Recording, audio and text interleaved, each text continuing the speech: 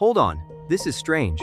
Almost 80% of Americans live on one side of an invisible line that cuts across the United States. Cross that line, and the population suddenly thins out so dramatically that entire states feel almost empty. You're watching Fact Harbor, and the weirdest part is that this line wasn't drawn by politicians, economists, or city planners. Nature drew it millions of years ago. If you look at a population map of the United States, something jumps out immediately. The eastern half glows with massive clusters of people. Cities stack on top of cities. Roads crisscross everywhere. Life seems packed into every corner. Then, somewhere around the middle of the country, everything changes. Not instantly, but enough to make you wonder, why are so many Americans squeezed into the east while huge stretches of the west remain sparsely populated? After all, the western United States is enormous. It has breathtaking mountains, vast plains, beautiful coastlines, and some of the most famous cities on Earth. So why didn't the population spread out evenly? The answer starts with a line you've probably never heard of.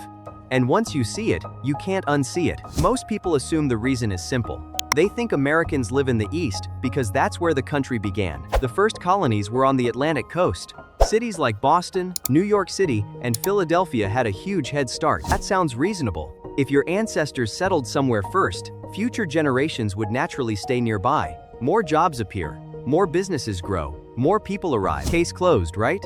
Not quite. Because if history were the only reason, Americans would have eventually spread across the continent much more evenly. Instead, even after hundreds of years, a huge population imbalance remains. So what stopped it? The clue appeared in the 1870s. A geographer named John Wesley Powell noticed something remarkable while studying the American West. He realized there was a rough boundary running north to south through the country. East of it, farming was relatively dependable. West of it, everything became much riskier. That boundary became known as the 100th Meridian. At first glance, it's just an imaginary line of longitude. But in reality, it marks one of the biggest environmental shifts in North America. And that's where the mystery starts getting interesting.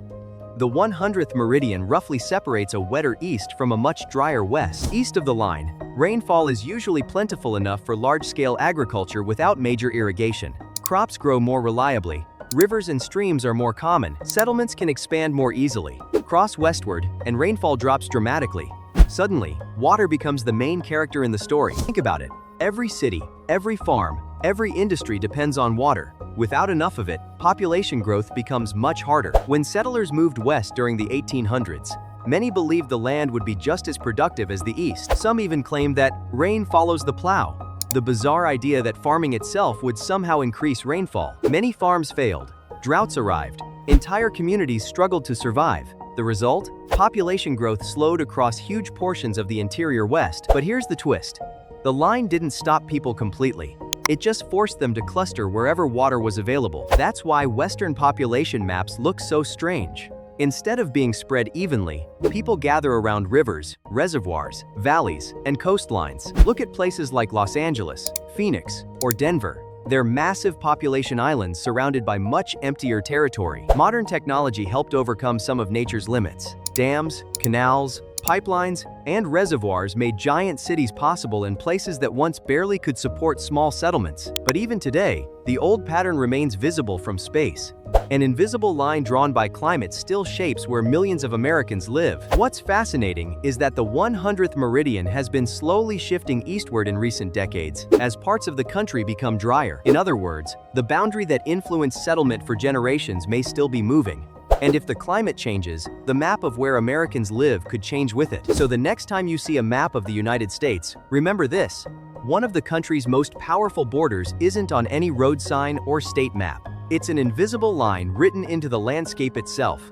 And if your brain just filed that away for future trivia domination, maybe subscribe to Fact Harbor. We're basically a support group for people who can't stop learning weird things.